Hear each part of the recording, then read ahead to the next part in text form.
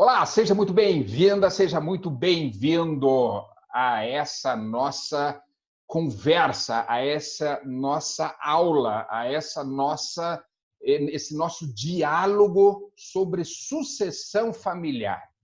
E o grande diferencial hoje vai ser qual?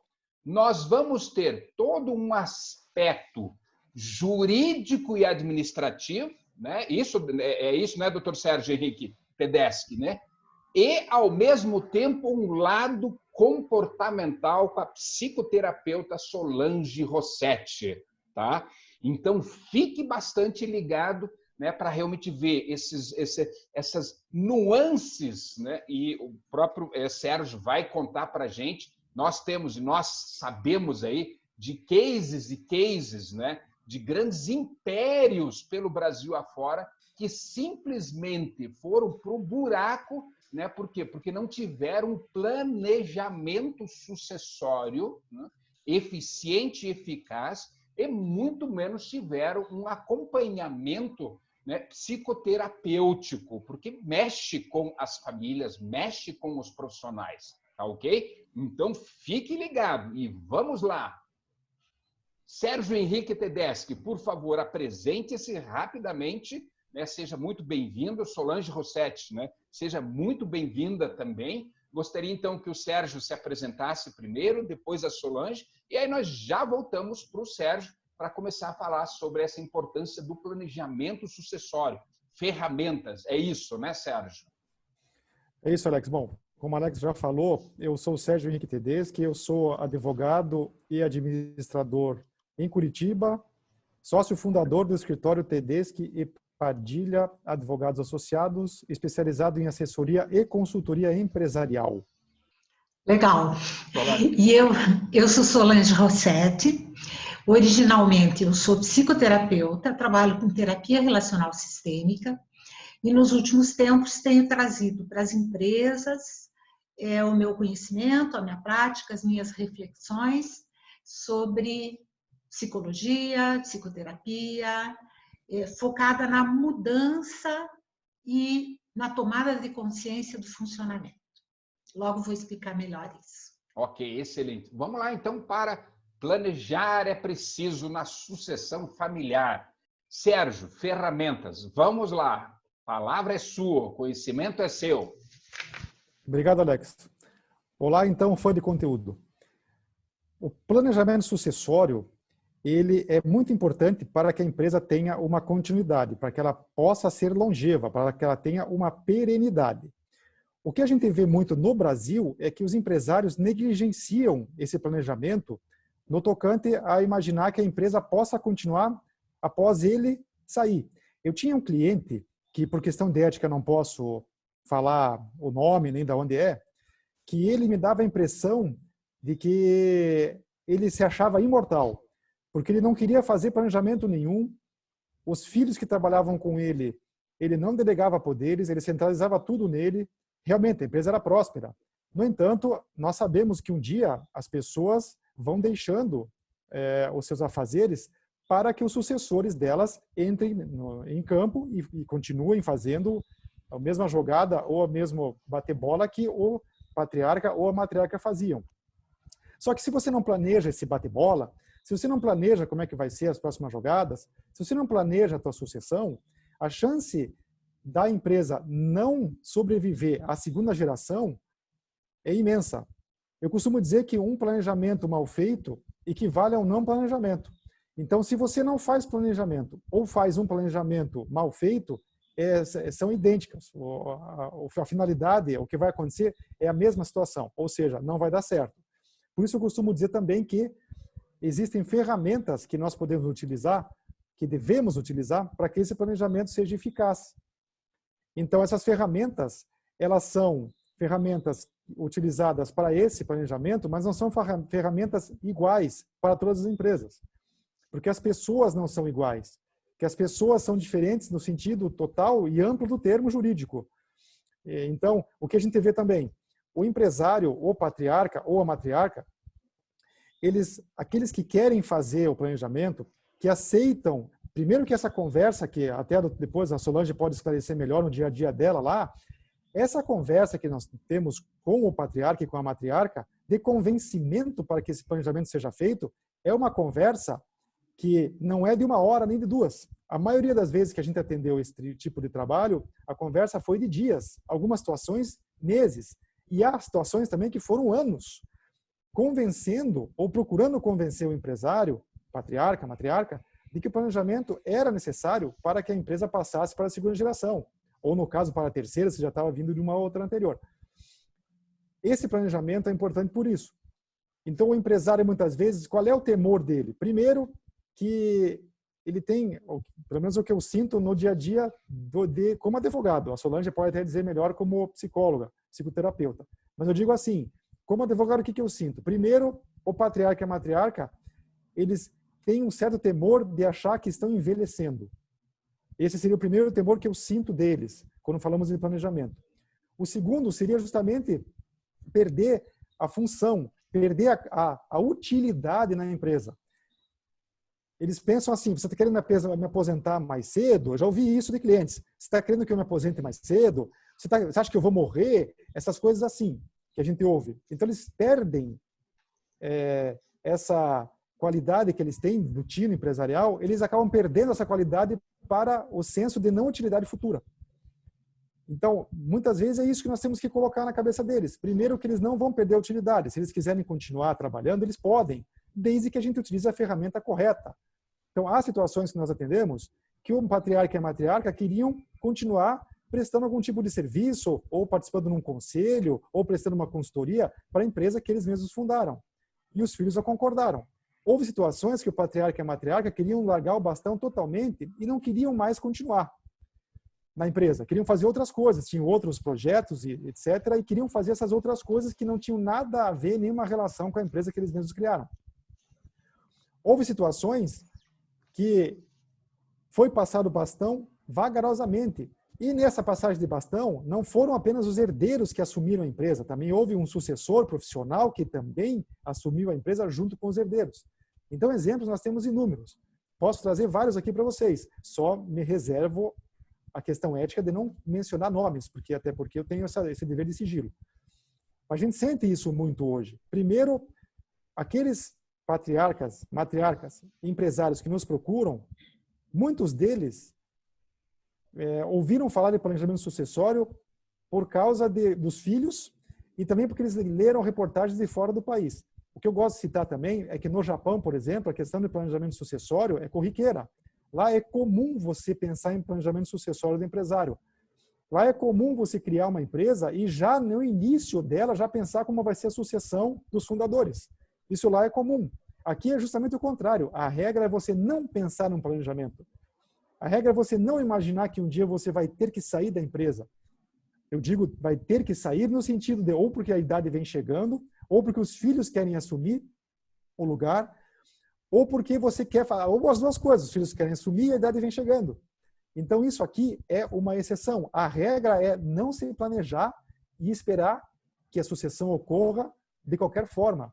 Uma sucessão que a gente costuma dizer aos trancos e barrancos, uma sucessão que não é planejada. É por isso que o nome é planejamento sucessório.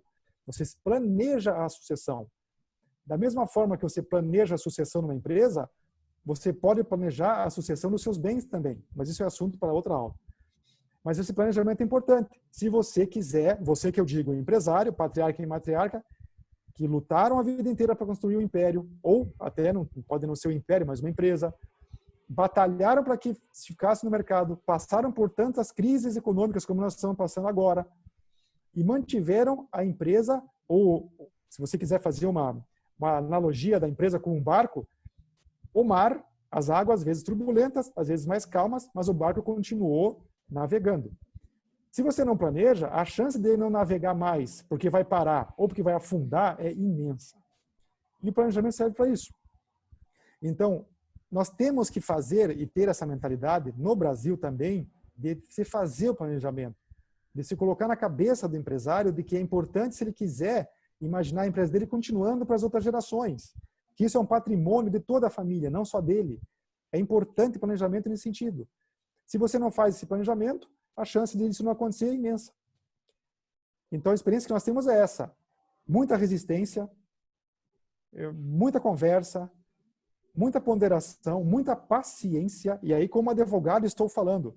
Eu até gostaria de passar a palavra já para a Solange, para ela trazer a questão do lado da profissão dela, que nós estamos tendo uma palestra aqui multidisciplinar hoje, né? Então, a ideia da experiência dela, até eu estou curioso em saber o que ela vai dizer, da experiência dela de falar com o empresário na hora dele ter que passar o bastão. Como é isso? Se ele aceita de uma forma diferente pelo enfoque que ela dá, qual é o enfoque que ela dá para convencer, se convence, se tem aquele que não se convence. Eu estou curioso para saber a respeito disso aí, Solange. O que você pode dizer para nós? Muitas coisas. Você foi falando e eu fui lembrando de outras situações. Antes de eu começar a falar da minha experiência, eu lembrei da minha primeira professora de terapia sistêmica, que ela dizia o seguinte, que a primeira geração é responsável pela fundação, a segunda geração é responsável pela frutificação e a terceira relação é responsável pela falência. Ela não falava isso pensando em empresas, ela falava isso pensando em atendimento de família, de como os sintomas vinham na terceira geração, né? Mas isso acontece muito, vocês sabem melhor que eu. O que eu acho importante eu explicar antes de eu falar da minha experiência? Eu trabalho com terapia sistêmica. Terapia sistêmica pensa sempre em 3 gerações, pelo menos. Então, quando eu recebo uma família, eu vou sempre olhar quantas gerações eu tenho ali e expandir para uma geração anterior ou para a geração futura, né? Então, o meu olhar já é sempre transgeracional. A outra questão, Sérgio, é que o meu trabalho não é para convencê-los. Acho que é importante deixar claro isso. E daí o primeiro ponto do trabalho que eu preparei é para que aquela família está me procurando. A qualidade do trabalho vai depender 90% de qual é esse para quê. Às vezes eles me buscam porque foram encaminhados. A pessoa que está trabalhando legalmente ou tecnicamente fala, olha, vocês estão precisando de um atendimento com uma psicóloga. E eles vêm porque foram mandados vir. Esse é o trabalho mais difícil, porque eles não têm demanda, eles não têm uma necessidade interna, eles vêm por uma exigência externa, né? A outra possibilidade é que eles venham porque eles querem mudar as coisas. Então, começaram a trabalhar o processo de sucessão, começaram a ter dificuldades entre eles, começaram a enxergar situações difíceis. Então, eles vêm porque querem que as coisas mudem. Nesse caso, é um pouco mais fácil o trabalho, mas também é um trabalho que muitas vezes chega num lugar que não vai adiante. Porque, normalmente, quando a gente quer que as coisas mudem, a gente quer que os outros mudem. Então, a demanda é pela mudança dos outros. No entanto, o melhor trabalho acontece quando a família me busca para enxergar como é que eles funcionam como família e querem, a partir de enxergar isso, fazerem as mudanças. Então, tem alguns profissionais que trabalham com sucessão que me encaminham famílias, né? Então, o meu trabalho com esses encaminhadores é que eles possam trabalhar as famílias para que elas venham com essa demanda mais coerente com o atendimento, coerente com o processo. Quando eu recebo as famílias que vêm porque querem mudar o funcionamento delas, ou querem enxergar como é que eles funcionam, é como cortar manteiga com faca quente. É fácil, porque qualquer proposta que eu faça tem um terreno, qualquer semente que eu plante tem um terreno fértil. né? Então, essa é a primeira questão importante no trabalho de sucessão. Não sei se tem alguma pergunta aí, ou posso ir adiante? Eu tenho várias. Eu quero aproveitar a tua sapiência, a tua experiência e até para depois de conversar, ver como é que podemos enfocar melhor. Mas é excelente isso que você está me colocando aqui, é uma novidade. Então, esse é o lado diferente do trabalho que eu trago, né? Porque é um trabalho para ajudar as pessoas a tomarem consciência, enxergarem o seu funcionamento e eu ajudá-las a terem instrumentos para fazerem essa mudança. Então, o que acontece? Quando a família vem, independente da demanda que ela está trazendo, o primeiro olhar que eu tenho é mapear o funcionamento dessa família. Então, eu faço 1, 2 encontros, onde eles vão me contar histórias, onde eu vou perguntar da geração passada, onde eu vou perguntar da geração futura, e vou conversando com eles. Então, eles vão me contando causos, eles vão me contando histórias, eles vão trazendo as dificuldades, os dados que eles têm, mas o meu olhar é como é que essa família funciona. Então, qual é o padrão de funcionamento? Da família como um todo, da família de origem, porque muitas vezes as grandes dificuldades de mudar têm a ver com mitos familiares da família de origem. Tem a ver com regras familiares muito antigas, né? Valores familiares antigos. Então, eu vou mapeando o funcionamento dessa família e, a partir disso, eu vou trabalhando com eles, colocando aspectos que eu enxerguei para poder avaliar o quanto eles enxergam desse funcionamento deles. Então, quando eu foco no como é que eles funcionam, imediatamente eu vou focar em o que eles precisam aprender. O que eles precisam aprender como família, como indivíduos, e para fazer um processo sucessório rico, adequado, né, saudável. Então, quando eu levanto isso, como é que eles funcionam? O que eles precisam aprender? Eu vou para o próximo passo, que é como que esse funcionamento pode ser flexibilizado para facilitar o processo sucessório. Então, daí eu não tenho regra, eu não tenho manual, eu não tenho... Até esse ponto, eu tenho algumas regras, eu tenho alguns instrumentos. A partir disso, eu vou adequar o meu jeito de trabalhar, tudo que eu sei, etc. e tal, para aquela família específica, né? O quanto eles enxergam do funcionamento deles, o quanto eles... as características que eles têm que vão facilitar essa mudança ou não.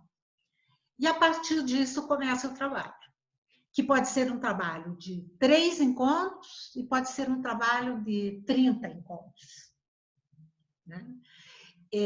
Como o foco a mudança empresarial, o foco do trabalho vai ser esse.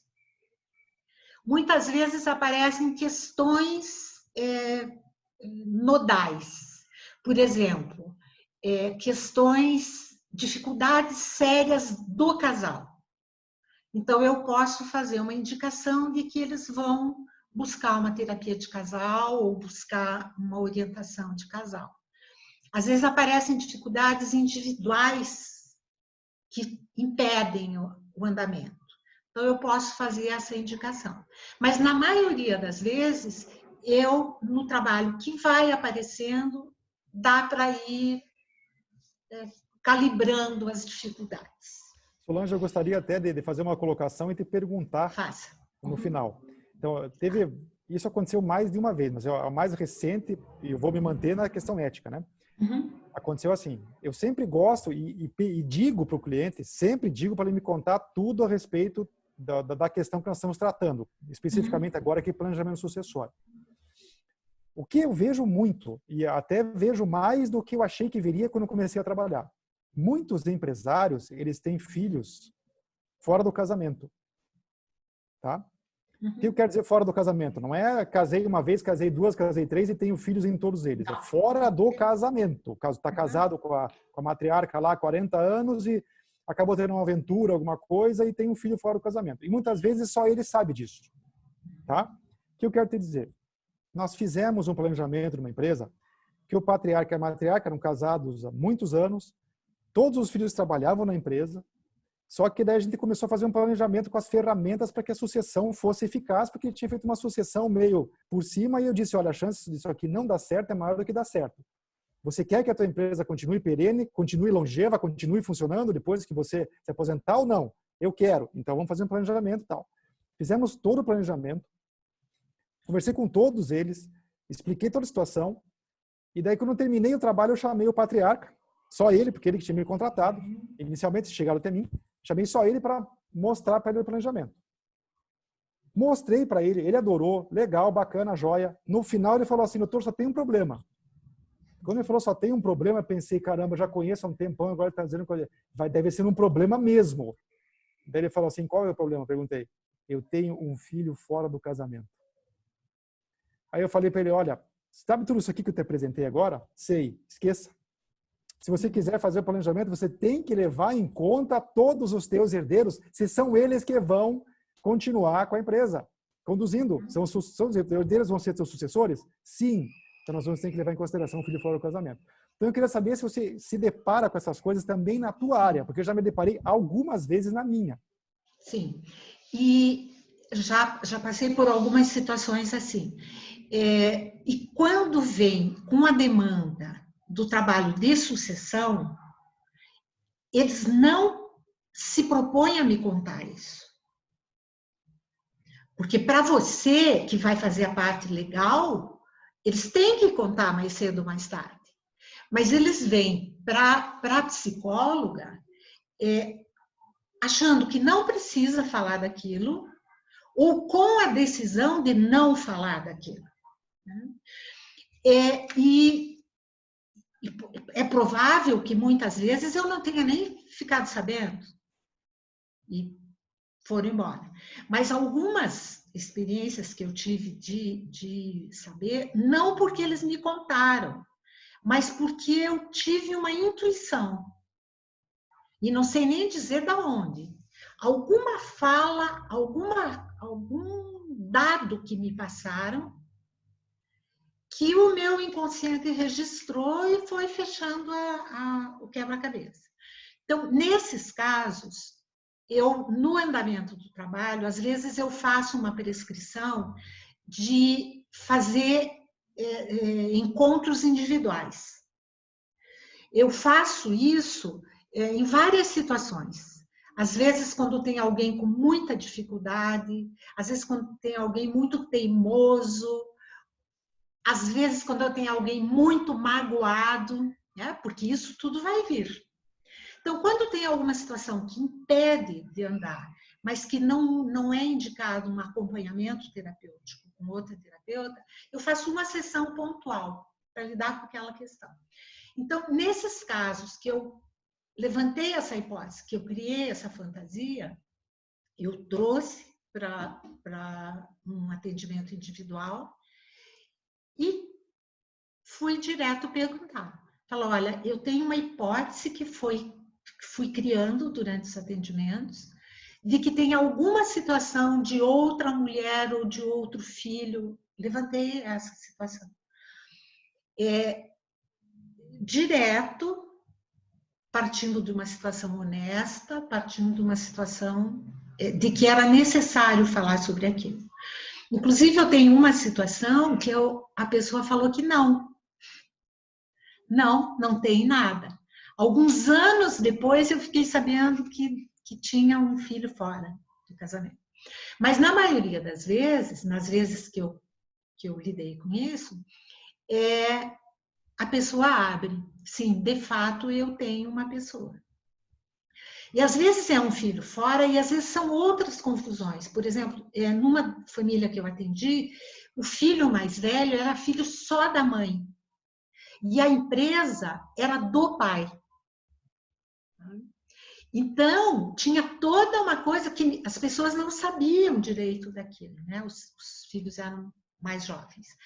Então, quando eu lido com essa situação, eu trago o tema, converso com a pessoa, não faço prescrição que tem que contar, que tem que abrir, nada, mas prescrevo. Vai conversar com o seu advogado. Porque a questão, mais do que uma questão emocional, relacional, tem toda a questão legal, né? Então, ele precisa estar sabendo como lidar com essa questão legal para depois tomar decisões relacionais. Não sei se ficou claro como é que eu lido. Para mim ficou claro como água. Uhum. E eu concordo plenamente com você. Porque daí você não fica refém dos segredos, né? Mas também não entra numa questão de que tem que contar, tem que abrir, tem que. Não tem que nada, pode tudo. Se quiser, né? Se quiser falar, fala. Se não quiser, não fala. Pode tudo se quiser. E um psicólogo amigo meu, ele disse que quando você está fazendo terapia, o psicólogo ele não tem preconceito nenhum em relação a nada. Ele não tem julga em relação a nada que você falar, que você falou que você fez, que você falou que você não fez. O psicólogo não te julga. É isso mesmo? É, né, Solange? Porque, então, aí é uma outra questão muito importante. Eu trabalho com pensamento sistêmico complexo. Se você traz essa compreensão sistêmica para a tua vida, você não tem mais preconceito, você não tem mais julgamento. Porque você sabe que a situação é essa e cada indivíduo vai enxergar a situação de um ângulo diferente. Então, as justificativas, as causas, os paraquês mudam de acordo com o olhar que você tiver.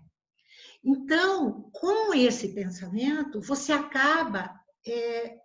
não tem espaço para preconceito, não tem espaço para pré-julgamento, né? Pelo contrário, tem espaço para tomar consciência disso, tem espaço para escolhas, tem espaço para responsabilidade. Então, juntando com essa coisa do abrir, não abrir, contar ou não contar, a escolha é da pessoa. O segredo é dela. Ela tem o direito de escolha, mas tem também o ônus da responsabilidade. Então, não fica pesado, entende? Fica leve. Tudo pode. Eu gosto de deixar claro para o cliente, quando eu trato desse, já que nosso assunto hoje é planejamento sucessório, eu deixo claro para ele, primeiro que eu preciso saber de tudo para poder fazer o planejamento mais condizente com a realidade da família dele, primeiro isso. E segundo, eu deixo claro também que eu não julgo o que ele fez ou deixou de fazer em relação à empresa, em relação à família, em relação a ele próprio, em relação à esposa. Eu não julgo. Até digo para ele, quem julga é o juiz. Eu não sou juiz, eu sou advogado. Eu sou parcial, porque eu estou do teu lado sempre. Eu deixo claro isso para o cliente, para ele saber que a gente não tem julgamento. Bom, o que eu digo para vocês sobre as ferramentas, né? A ferramenta, ela existe no planejamento sucessório para que ele se torne eficaz. Como eu falei antes, um planejamento mal feito equivale a um não planejamento. Então, as ferramentas, elas existem para que esse planejamento seja bem feito, que seja eficaz. Uma das ferramentas que a gente utiliza bastante nesse planejamento e que o torna eficaz é a criação de uma holding familiar. Então, a holding ela serve justamente para você também planejar a tua sucessão e para que ela seja uma sucessão que garanta algumas vantagens que você consiga fazer em vida, né? Então, a holding familiar ela tem essa característica. Outra ferramenta importante que também é utilizada é o acordo entre os sócios, onde são estabelecidas certas questões que também fazem com que o planejamento seja eficaz. E uma terceira ferramenta que a gente utiliza muito é a criação de conselhos, para que esse conselho auxilie nessa transição do patriarca e matriarca para os herdeiros sucessores dele, herdeiros ou sucessor profissional. Então, essas 3 ferramentas são as ferramentas muito interessantes, muito eficazes e que a gente tem utilizado no dia a dia do trabalho para fazer esses planejamentos sucessórios. Posso fazer uma pergunta? Fica à vontade sobre isso. Porque é assim, quando as famílias me procuram, elas falam sobre isso, né? Eu já li alguma coisa sobre isso. É como se for... deixa eu só perguntar se é assim. Dependendo do funcionamento da família, é melhor fazer uma holding, ou um acordo, ou ter conselho? O que define o instrumento 1, 2 ou 3? O que define é a conversa que nós temos, porque o trabalho de planejamento sucessório no meu escritório não é feito só por mim, nós temos uma equipe de 4 advogados que fazem isso. Então, a gente sempre troca ideias, até para nós, sempre com uma visão diferente entre advogados. Tá? O que acontece? Nós fazemos sempre reuniões e nessas reuniões participa toda a equipe. Às vezes, quando eu vou falar sozinho com o empresário, eu falo sozinho, depois o outro integrante da equipe fala sozinho e vai conversando com todos, para a gente verificar quais das ferramentas são importantes e necessárias. Eu posso dizer, Solange, que às vezes as 3 são necessárias. Às vezes 2 das 3 são necessárias. E às vezes uma delas é necessária. O que eu posso dizer com certeza é que pelo menos uma destas ferramentas é necessária em todo e qualquer planejamento sucessório que se pretende seja eficaz. Sim, sim. Pelo menos uma. Pode ser as 3, 2 ou uma delas. Tá. Porque eu já fiquei aqui inventando um outro trabalho. Porque fiquei pensando que o meu olhar é qual é o funcionamento dessa família. Que funcionamento é útil para a sucessão e que funcionamento vai dificultar. E que talvez tenha, eu vou pensar sobre isso, vou aprender mais, quero que depois você me ensine mais sobre essas 3 instrumentos, porque acredito que, dependendo do funcionamento familiar, ela se adapta melhor a uma ou outra. Será que não? Pode ser, né? Ah, certamente. E daí é a questão multidisciplinar que eu falei para você, né? Eu acho muito importante o jurídico e o psicólogo aí entrarem em sintonia. E aí eu fico pensando em muitos trabalhos, porque assim, o risco do psicólogo entrar e ficar elucubrando, ficar trabalhando com questões intrapsíquicas, ficar trabalhando com interpretações. Eu acho que isso depõe muito sobre o trabalho do psicólogo e muita gente fala, não quero, porque eu não tenho tempo para perder e dinheiro para gastar. Né? Agora, se a gente pensar em funcionamento familiar, eu vejo que dá para fazer um link perfeito com esses instrumentos, não é? Certamente. Ainda bem que eu consigo falar com uma pessoa que tem essa visão, porque tem pessoas que não enxergam isso como importante, entendeu, Solange? Ainda bem que você compactua com essa opinião da importância do planejamento dessa forma, com critério, com ferramentas, etc. Né? Sim, bom, e não ótimo. como uma coisa a ser feita desbragadamente. Muito legal. Deixa eu fazer uma pergunta para vocês, então. Solange e Sérgio, de repente fazer um trabalho conjunto com embasamento jurídico, né, e com o embasamento psicoterapêutico. A minha pergunta é, fazendo isso de uma forma conjunta, já não seria um grande diferencial, né? Ou também, né, não amenizaria, talvez, sofrimentos ou desgastes, né, ou outras coisas, né? Assim, quais seriam as vantagens que vocês veriam, né, de repente, num trabalho como esse, de forma conjunta? E daí eu vou responder dentro da minha linha de trabalho. Depende do padrão de funcionamento da família. Existem famílias que o advogado é a figura importante, a figura de confiança. Então, nesse caso, o psicólogo pode surgir, o pessoa especialista em família, como um consultor para o advogado.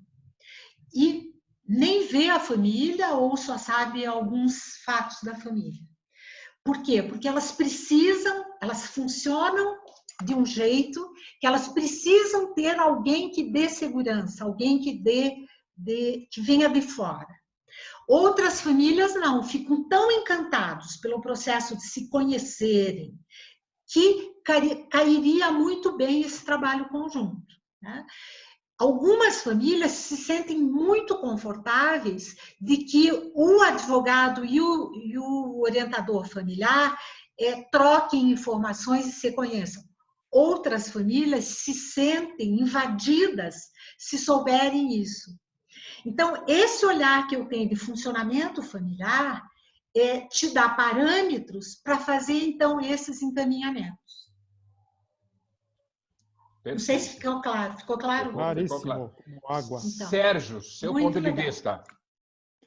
Então, Solange e Alex, eu concordo com o que a Solange disse, acho importante isso, mas o que eu digo, nós muitas vezes sugerimos isso, e isso é melhor aceito pelos herdeiros do que pelo patriarca e a matriarca, muitas vezes. De você procurar também um acompanhamento psicológico sobre essa questão da sucessão, se ele é necessário, sob o ponto de vista do planejamento sucessório empresarial. Eu acho que é super importante isso, principalmente quando existe uma questão conflituosa, sim, que também dá um outro curso aí, né? Outra conversa, uma questão de conflito entre as gerações. Então eu digo, o que eu digo? Pode falar, Solange, acho que você vai dizer que concorda, eu imagino. Não, eu lembrei de eu ia contar uma coisa engraçada. Não sei se é engraçada. Quando eu era jovem, porque eu trabalho com família há 40 anos. Então, quando eu era mais jovem, eu tinha essas dificuldades. A geração mais velha não tinha a facilidade de lidar comigo e a disponibilidade de virem para uma sessão e se abrirem. Hoje, que eu estou mais na idade deles, eu tenho tido muita facilidade. E acho que é real mesmo, não é só uma coisa engraçada. Porque, de fato, eu tenho uma série de vivências como pessoa que facilita que eles se sintam compreendidos. Então, isso também faz diferença. Às vezes, um psicólogo jovem parece que vai jogar no time dos filhos. A idade faz bem, às vezes.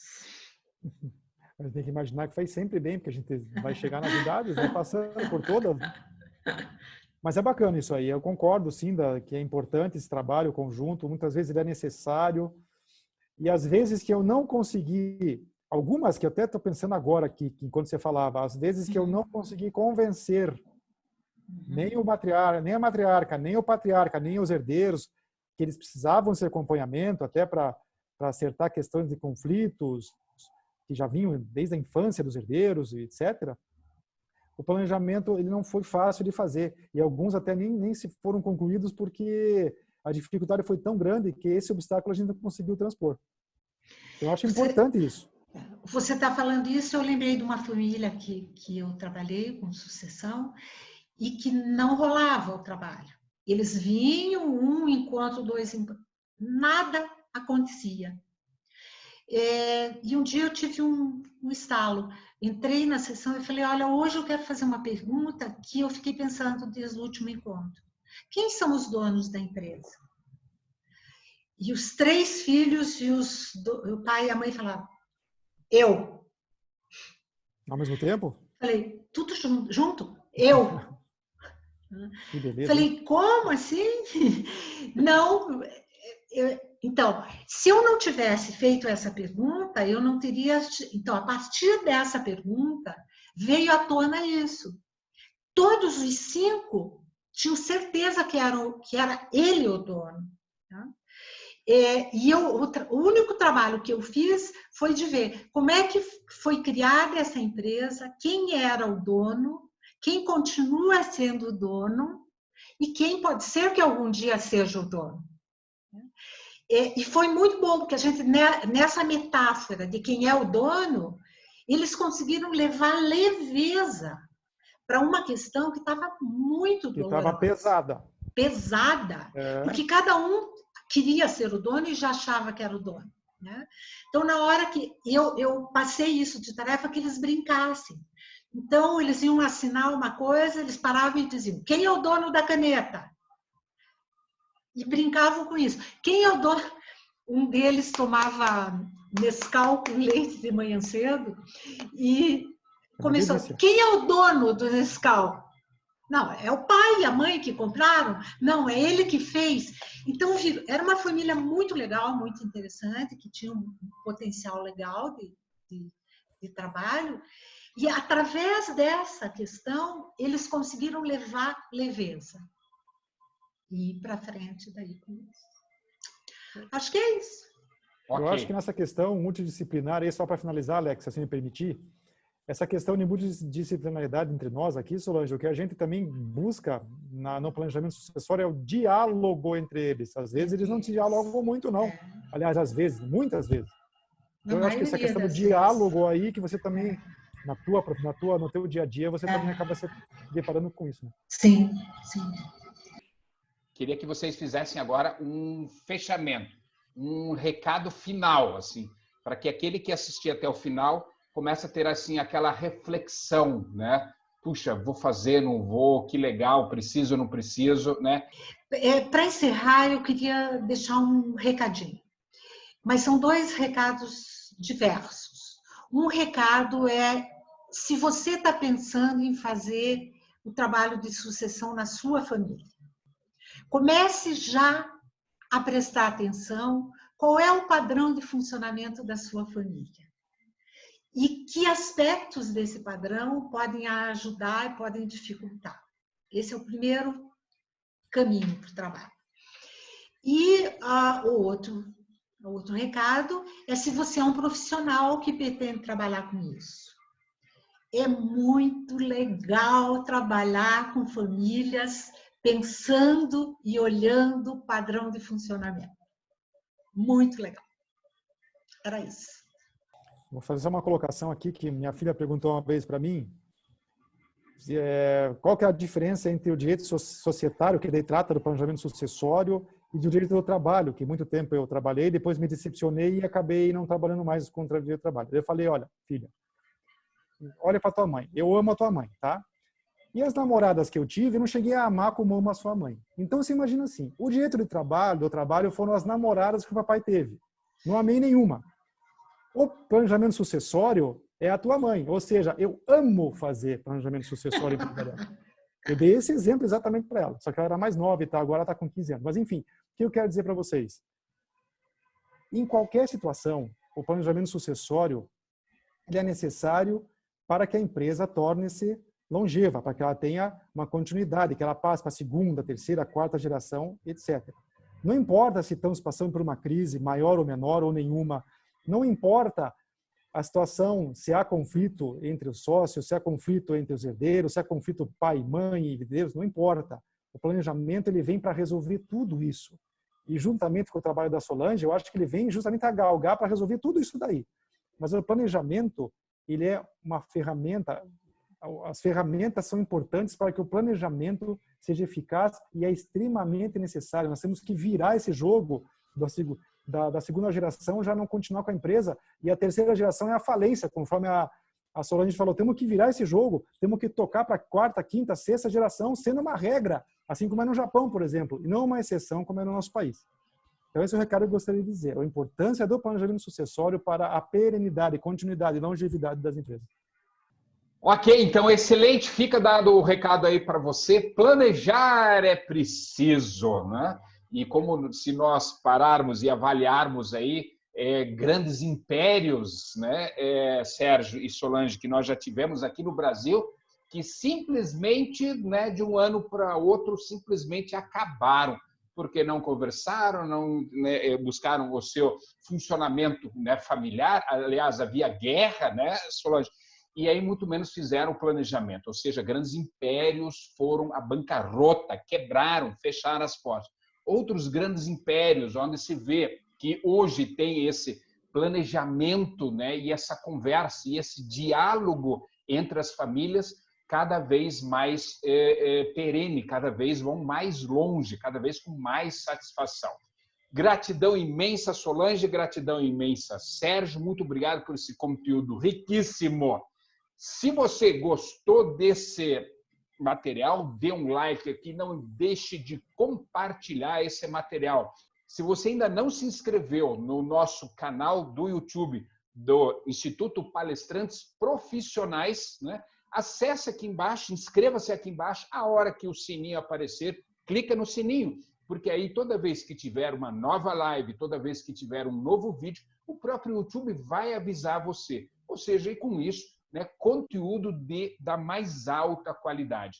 Se você quiser se inscrever na nossa newsletter, acessa lá o site www.palestrantesprofissionais.com.br. Vá até lá embaixo, está lá, inscreva-se na newsletter que você sempre receberá as novidades que nós temos, inclusive com novidades fenomenais chegando aí a partir de semana que vem. Gratidão e até o nosso próximo encontro, até o nosso próximo vídeo.